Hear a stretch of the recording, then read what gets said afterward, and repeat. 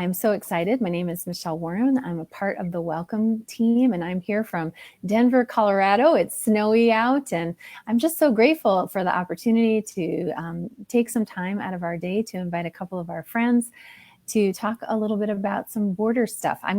First of all, I'd like to welcome and thank Tess for joining us from Texas. Tess was, if you remember, we just launched a webinar called Eyes to See. It was a group of women, 8 women who were down at the border looking a little bit more deeply into what is happening at the border. And Tess was able to join, and she's going to share a little bit about her perspective. And then we've got Christian from Washington, D.C. He works for the National Immigration Forum and really is an expert on border policy. And so we're just really grateful to have both of you with us and just say thank you for joining us for this webinar.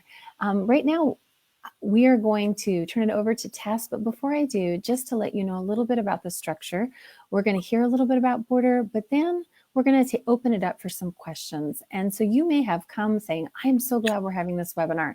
I have questions. Feel free to start typing those questions in, and we'll be working to facilitate that in about 15 minutes or so. So Tess, why don't I turn it over to you? And thank you so much for joining us.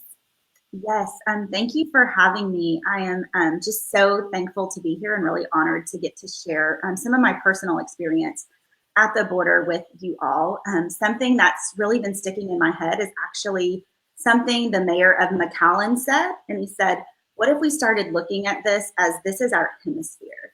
What if we started kind of taking, from the border here, America, and going down and saying, this is our hemisphere and we're going to care about it? And I think really what propelled me to start learning about what was happening at the border was my faith. And so because my faith said, welcome the foreigner, welcome the immigrant, welcome the stranger, bring them to your table. True hospitality is treating people like they're your family, like they're your brothers and your sisters. But there was the part of me that was worried about that, because there was also a narrative that these people were dangerous and that they weren't like me, and that there was something that I should hold back, right? Or maybe ignore or not look in the face. And so for me, going to the border and getting to experience that was so important, because I felt that internal conflict. And I think a lot of us do, because we're hearing one narrative on this side and maybe one narrative on another, and we're not really sure where we land. And so getting to go and look at people in the eyes and hear their stories and realize, wait, there isn't anything to be afraid of. You are just like me. And so I know sometimes stories are the things that stick with us. And so I'd love to take a minute and share one story of many with you all that happened when I was there in McAllen, Texas.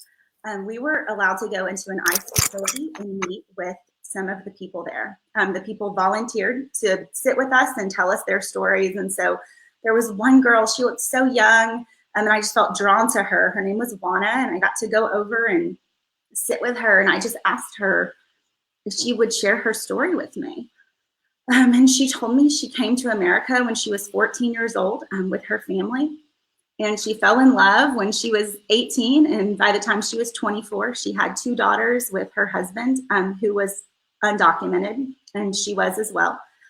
They were living in a community of undocumented immigrants, and ICE raided their apartment complex, and she was taken. And she said her daughters were home and they watched everything happen. And so for Juana, she was sent back to Guatemala. She said, every single day, all I can think about is my daughters. And my daughters saw me leave. My daughters are waiting for me to come back. And because of the status in which I left, there is no legal way I could ever get back to my girls. And so I knew the only chance I had was to try to cross undocumented, was to try to cross illegally.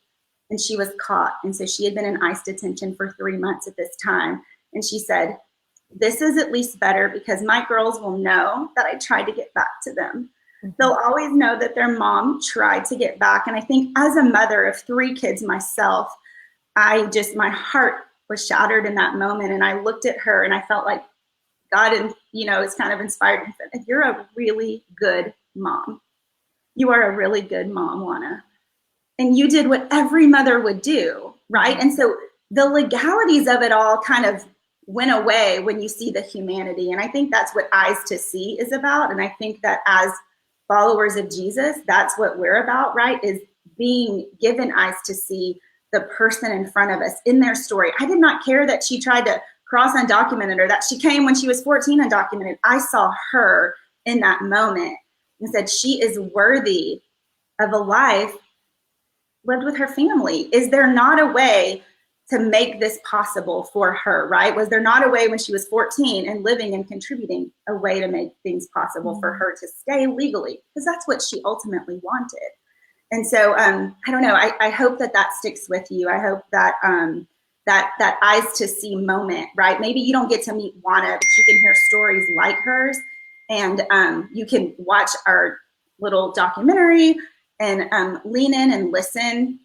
Because when we start to see the humanity of the people in front of us, when we start to say, you are equally as valuable as me, you don't deserve less than I do, you can tuck your kids in bed at night just like I get to do, I think we start to fight for those things for people. And I just think, man, Jesus meets us there.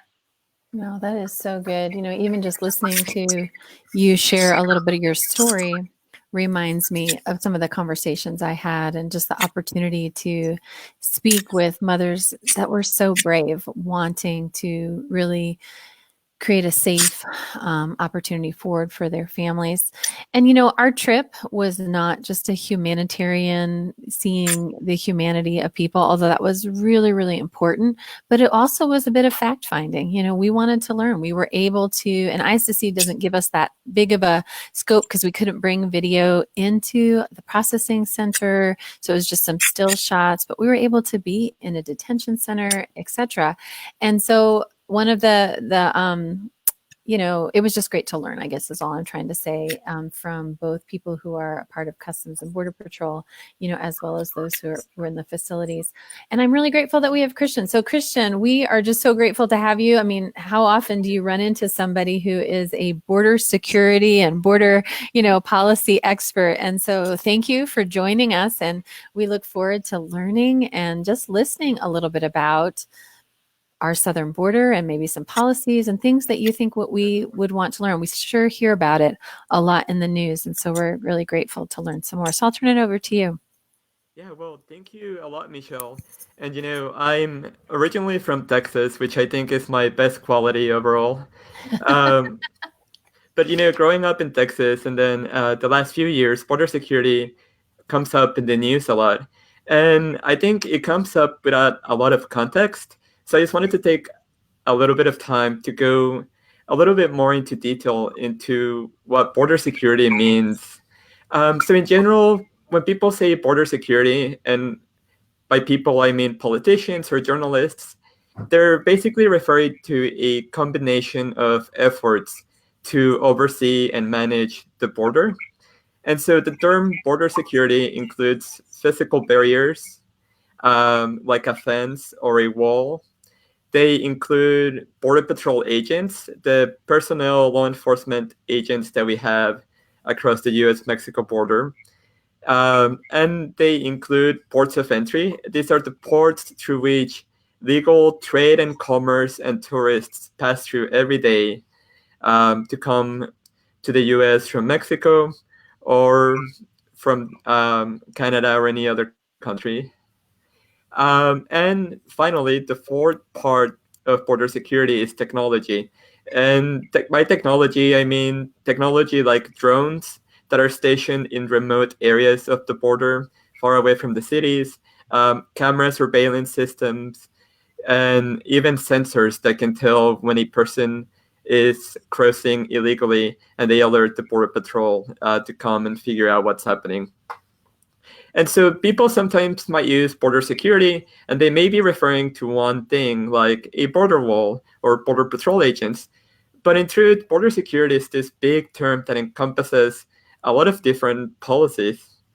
And so why, I guess the question that becomes, why is border security so broad as a term? And that's because the US-Mexico border specifically is so long. It's almost 2,000 miles. And it goes through very different, diverse regions, from riverbanks through remote deserts, through cities, through mountainous areas. And so for different parts of the border, you're going to need different ways to effectively manage it. A border wall works very well in a city and many other areas, but might not be the best solution for a mountainous area, for instance, where Border Patrol agents can actually go in and work with the natural barriers to prevent illicit smuggling or activity. And so, as I said, border wall systems, actually a border fence, is one of those parts of border security. And the history behind that really starts in about 1989, where the first modern fence was put up really close to San Diego. And it was only about a couple miles. And so you had this very small fence systems. But then what happened was, fast forward almost 20 years to 2006, Congress passed a bill that is called the Secure Fence Act. And this bill basically said that the government could build miles of fencing across the U.S.-Mexico border. Over the last 10 years or so, we basically erected all those 700 miles, and they ended up covering most of the border in the states of California, Arizona, and Texas. Sorry, I said Texas, but I meant New Mexico. And then the question is, well, what about Texas? Well, Texas is a little bit more complicated because, as I said, in Texas, you have this very mountainous regions where it's really hard to build a fencing system. And at the same time, you don't get a lot of migration through those areas because it's very hard to cross. And also, Texas is home to a lot of private property. Private land people, families who have owned the land for generations, have ranched in those areas for 2-3 centuries. And so the government would have to go and either buy the land or use eminent domain to seize it, which is a complex legal system. And I'm happy to get into that a little bit later if you like. But in any case, today we have about 705 miles of border fencing out of the 2,000-mile border. Most of the part of the border that remains without fencing is in Texas for those two main reasons. And so what happened last year was that Congress provided $1.3 billion to the Trump administration to build an additional 100 miles of fencing. I do want to note that 50 of those miles, of those 100 miles, were actually to replace existing fencing. And that's also a key point because once you build a fencing system, you as the Border Patrol, you have to make sure you continue to maintain and repair it because like anything else, it's subject to the elements and might come to disrepair if it isn't taken care of. And so last year, Congress provided about $1.3 billion for additional fencing. And then that brings us into the conversation that's happening now. Will Congress provide additional border fencing or not? And so what happened is that President Trump requested that Congress provide $5 billion this year for additional border fencing. And to put that in perspective, U.S. Customs and Border Protection, which is the agency, the government agency responsible for overseeing the border, gets about $4 billion every year. So $5 billion is a significant amount of funding. And so Congress came back and said, we can provide about $1.3 billion.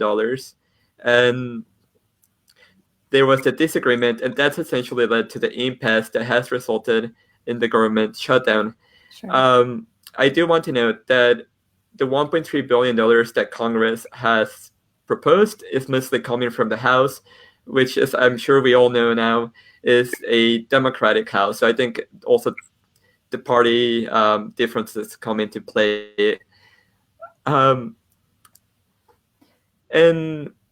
I think maybe just to touch base briefly, I spoke about border fencing, but also I wanted to note that the three other big aspects of border security, those are border patrol agents, ports of entry, and technology, are also very important and play a very significant role. For instance, technology usually serves as a better force multiplier in securing the border because it's cheaper and can go through remote regions at a much faster pace. And if you combine that with border patrol agents, then that's very effective. That's great. Well, that's great. I know that you could probably talk for almost, for a whole day on this. And part of me is just like, man, I should have thought about having PowerPoints with all these statistics. I know that at the end of the webinar, we'll post some things so that people can do a little bit of reading. And I know the National Immigration Forum, takes a lot of time, and has some good one-pagers for us to read. What I want to do is just start to ask some questions. You had talked about ports of entry, and I know that there's just a lot of concern about drug smuggling. And so I just wanted to, from your expertise and from what you've been reading and learning, what are some of those dynamics? Are drugs being smuggled across the mountains of Texas? How can we keep drugs out of our country and really have a secure border? Because I think that's something we all want, as Americans. And so what are some good suggestions? What are some of the conversations? And just give us a little bit of your insight. Yeah, definitely. So did you know that last year, 85% of all hard drugs that came into the U.S. came through a port of entry? I think that's a very significant number, right? We're discussing, hard drugs like cocaine or other types of drugs. And the reason they end up coming through ports of entry is because at the moment we have a significant lack of investment in ports of entry. Senator Cornyn, who represents my home state of Texas, he's a Republican who's been representing Texas for the last 15 or so years, noted that ports of entry lack an additional $4 billion to be able to come up to date in terms of infrastructure. And at the same time, we're missing about 1,100 port of entry officers. So port of entry is, this important system that's vital for the economy, vital for tourism and trade, is lacking a significant amount of funding. And that's sort of resulting in the situation where a lot of the hard drugs that are coming in through the southern border are coming in through the ports of entry. So let me clarify a little bit. So ports of entry obviously are not just across the southern border, but can you give us an idea of where ports of entry are, maybe just how many there are around our country, and then I guess you said that 85% of illegal drugs are smuggled through ports of entry. Is that mostly on the southern border? Give us some insights. Yeah, so there's about 328 ports of entry, and a port of entry could be anything from an airport to an actual facility, say in the U.S.-Mexico border, where you have people coming in from Mexico to the U.S. and from the U.S. to Mexico. And this is a legal process, of course. And so of all the drugs that were smuggled in through Mexico, from Mexico to the U.S., 85% of those came in through ports of entry. And, that includes all of the hard drugs.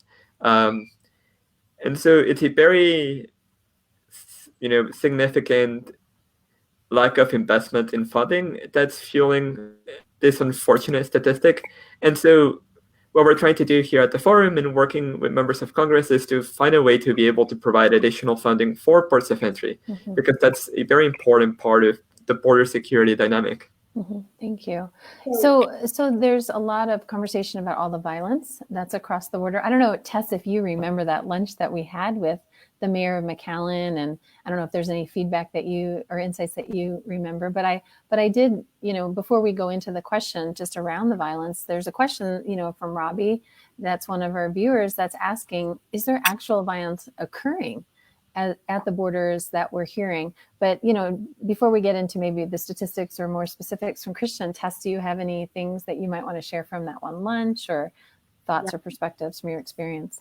We got to sit down with the mayor of McAllen and some local people who lived there their whole lives, who own businesses, McAllen is actually statistically one of the safest cities in Texas. And I was surprised to learn that, because again, there's still a perception that, well, if all of these things are happening and coming in through ports of entry or however it is going, there must be violence, right? It must be resulting in that. And to learn that it's one of the safest cities. And then the other thing that the mayor talked a lot about was that the people who live in McAllen, the citizens, they really see themselves connected. They're connected to the people coming across the border. They're saying, this is our community. These are kids, that go to school together. These are neighbors. These are people who share meals together. And so they were talking about how they watch out for one another and how they advocate for one another. And it was just such a beautiful kind of picture of that human piece, and really of the truth of people who live in McAllen feel very safe, even being right next to the border, because they're not experiencing the violence that we're hearing is happening. A lot of them are going, that's not even true. And even from an offended place, I remember one of the local businesswomen saying, I am so offended that this is being said about the town where my family has lived for generations, where we have invested, where we have spent so much money and so much time in this community, and that an outsider basically is coming in and saying things that are false. Yeah, I remember that same business owner just welcoming us and saying, as you can see, we're not in a war zone, and I know she there was a little humor in her voice, but we also heard a little hurt, kind of like, I'm tired of trying to set the record straight. And I have friends in El Paso, and that's the same thing, one of the safest cities. So I know that there's a separating fact from fear is what I'll say. And so, so Christian, is there actual violence occurring at the border? I mean, there's violence probably occurring all over the globe. Is there a specific type of border violence? Any information insights that you have to share around that? Not in U.S. cities at the border. As Tess and you, Michelle, mentioned, McAllen, El Paso, beautiful cities in very beautiful parts of Texas, are some of the safest cities in the U.S. FBI data suggests that border communities are actually safer overall. And there's a number of reasons for that. But one of those is that there's just a lot of strong law enforcement that includes local police, but also border patrol agents. And that results in very safe communities. Yeah. There was just a couple of questions. One of them was, wouldn't our nation be better served by investing in people resources and technology versus a wall? And that really seems to be a part of the partisan disagreement in this conversation. And so, any other comments? I know that there are push factors that I definitely there's a couple questions about some of the push factors of why people are coming. But before I move to that, do you have anything to add to just, has there been any studies or information that show that a wall might not be the best way, but that there are other technologies that would serve border security better? Yeah, so what we found from our research is, that while a border fence might be effective in some parts of the border, technology and border patrol agents are actually the most effective tools in other parts, for a host of number of reasons. One of those being that a border fence is actually a little bit too expensive, especially when you get into very remote areas. And so the combination of technology, which is cheaper, and border patrol agents, of which we have about 16,000 in the U.S.-Mexico border, which is an all-time high. The combination of those two factors actually ends up securing the border in a stronger, better force multiplier. No, that makes sense. So there's a couple questions from some of our viewers that really speak to the push factors. People are not just leaving their homes to try a new phase or just for a sense of exploration, but really are feeling like, there's no options for them. And I know that was a lot of the people I talked to in the times that I've been at different borders, different areas of our border when I've done visits. I know, Tess, that was a bit of even what you were speaking about, that people are leaving for a reason. And so one question, which is really very appropriate, what is the American government doing to help remedy the circumstances driving people from their homeland? I can answer that. That's what we were hoping. That's why we have you okay, here. yeah, sorry. You are our resident expert. We're so grateful. Well, I think a big part of U.S. foreign policy for the last, since World War II, has been foreign aid and sometimes investment in communities where there's a lot of poverty and a lot of violence. And unfortunately, that's what's happened in Central America, at least in some of those countries, that the level of violence and poverty are pushing individuals to come to the US. So, one way to try to mitigate that is working in Central America by investing in economic opportunities so that the local population can come out ahead. And I think, that over the past few years, but it would be effective to increase the amount of investment that we are directing to those countries. You mentioned, the situation in Central America. What we have seen happen over the last 5 years is that the number of families and children coming to the U.S.-Mexico border has increased significantly. About 40% of those apprehended at the U.S.-Mexico border last year were families and children. And this is completely different from the way it used to be back in 2000 when it was mostly young male workers who came to work in the fields or in construction. Nowadays, you see this big increase in the number of families that are escaping violence and persecution and poverty. And so something that we also need to do here on the US side is try to find a way to be able to better deal with the number of families who are crossing the US border, most of them to request asylum.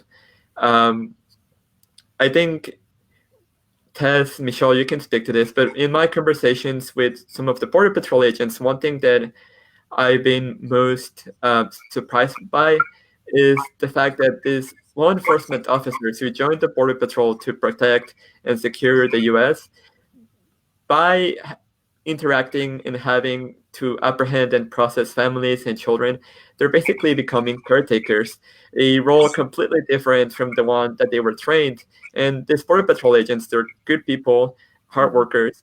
And then what is happening is that we're forcing them to basically, be caretakers for families and children, a very difficult situation, all of them escaping violence and poverty, which is a very difficult situation to try to manage without providing them sort of the tools to do that. Mm-hmm. Mm-hmm. So one investment that we have to do here in the US is provide more more workers who are specialized in working with families and children escaping some of these traumatic situations.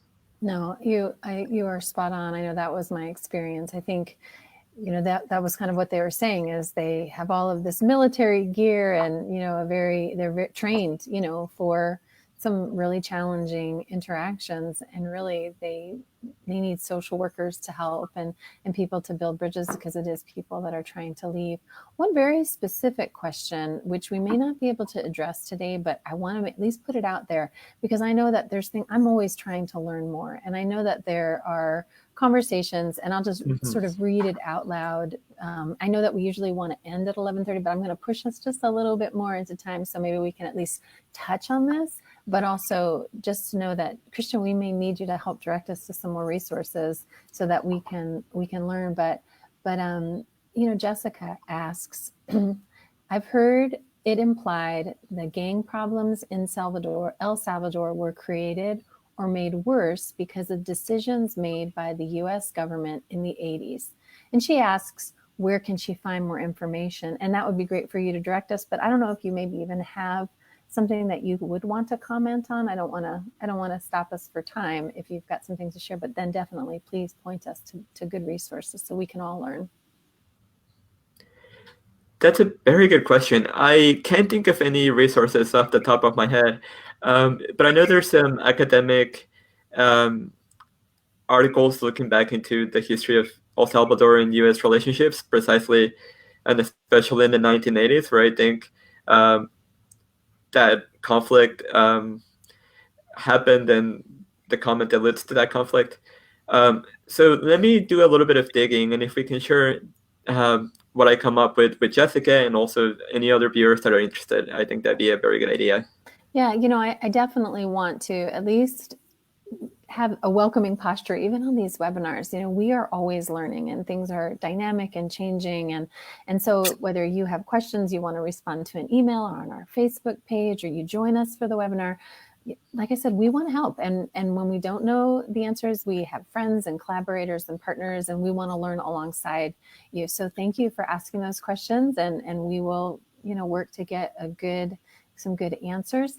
I think one of the things, and we'll end on this question, which is, Jessica also asks, how can you get into an ICE center? That she's had heard that people were not able to get in. I know from my personal experience, we have a detention center in Aurora, Colorado, and we're able to get in, and it's through building relationships. And I don't know if Tess or Christian, Christian, I know you were helping us getting to Ursula Processing Center. So do you have any insights on maybe how somebody could visit a local detention center and really start to build those bridges? And are there certain ones that they don't let in? Do you know the answer to that question? I think it depends on the specific detention center as to whether and who they let in to visit the people who are detained in that center. I know that when I used to live back in Texas, I would go with a group of individuals who would go into the Hutto Detention Center, also managed by ICE. It was and I think it still is, a women's detention center, and the group would go in and just talk to the detainees and just, share stories and play games, some of activity, to make their time in the detention center a little bit better. And the way they did that was just through relationship building with the local Hutto, the local detention center. So I think that is the best bet. My thinking is that you would have to go online, see if there's a specific website for the detention center, and then find the public affairs designated person, because that's the way we've been able to do it in some cases. And if you put forward a reason as to why you want to enter and converse with these individuals, I think they might be susceptible to, letting you or your group come in. And like I said, maybe that reason could be, you just want to have you and your friends come in and converse and just, be friendly individuals to the detainees. And I think that's a completely sensible one. Yeah, that's great. What a good advice, the public affairs person. Tess, as you kind of wrap up your question, will you, your answer, will you share? And then we're going to go ahead and start to end our webinar, and then maybe just close us in prayer. And for all of you who are watching or who will be watching, thank you for joining us, and we will continue to have good conversations. But yeah, Tess, give us some of your thoughts, and then, like I said, close us in prayer. Yes, just my one thing to add to getting involved is look for local organizations who are already doing some of that work where you live. None of us want to reinvent the wheel, and they might have already done the hard work of getting into that detention center, and so you can always join in and support their work. I lead a local organization in Dallas, and so we always love to have people reach out who've done some research and are ready to go and ready to volunteer with us, and we can get them plugged in maybe a lot faster than they would, because we've been working for 10 years here. So that would just be something I would add. And then the other thing, I just keep thinking about this as a humanitarian crisis, right? And so what we've seen happening is that it's really been humanitarian crisis is being responded to from our administration with military response. And that's really not what should be happening and what we could do. And so as you're thinking through things and talking to friends and doing your research, calling your senators and congressmen, we want to know, how are we caring for people who are fleeing violence, who are claiming asylum? Something that one of the Border Patrol agents shared with us, he said, I got into this because my best friend died of a drug overdose. I became a Border Patrol agent because I wanted to keep bad guys out. And now I'm taking care of little kids. They're not the bad guys. Moms are not the bad guys, but our policy is not robust enough to handle this, right? And so we're having to treat these mothers and children and fathers as criminals because that's what protocol tells us, when really we should be looking at this with a humanitarian lens, and we need the tools and resources to do that. And so we can keep asking those questions and looking at it in that framework. If we can move out of maybe some of that narrative of they're dangerous, right, to they're just like me, how are we approaching this from a human, with a human perspective, knowing none of us here are advocating for open borders. And that's something I really want to make clear. Just like Christian's saying, we're saying, hey, let's put that funding into actually more security and ports of entry, because that's where it's going to make a difference. That's where we're going to keep the bad guys out, and we're going to be able to process these asylum claims coming in from people who actually need it. And so it's just important for us to kind of have that foundation, right? So we can begin to ask questions through that lens and continue to educate ourselves, like Michelle mentioned. And so one of the things that we did on our trip to McAllen was we prayed through specific prayers that were written. And so I'm going to pray one of those as we close out. And then that's a resource we would love to share with you, because it's kind of a prayer for the immigrant and then a prayer for the American, right? That and I think all of these prayers kind of go back to giving us eyes to see one another in our humanity, in the ways that God's made us. And so I'll read that, and you can close your eyes or keep them open or whatever you want to do. So this is a prayer for the immigrant. God, hear our prayers. Hear our cries for deliverance. Help our people in this dark time of persecution. We need you. We depend on you. Give us strength. Remind us of your sovereign power. Remind us that you will never leave us nor forsake us. Remind us of your love. In Jesus' name, amen. And that's the prayer the immigrant is probably praying from that detention center, or as they're crossing the border, wherever they're at, and for their allies, for those of us on this webinar, for the people in our spheres and our churches who are joining the immigrant in that prayer. I'll pray this for us. God, hear our prayers. Hear the cries of our brothers and sisters. Help our neighbors in this dark time of persecution. They need you. They depend on you. Give them strength. Remind us of your sovereign power. Remind us that you will never leave us nor forsake us. Remind us of your love. In Jesus' name, amen. Amen. Amen. Thank you. Thank you so much. Well, thank you all for joining us. We appreciate you taking the time, and please share what you've learned and share the webinar, and just join us in prayer as we pray that we would be welcome, to those who are migrating.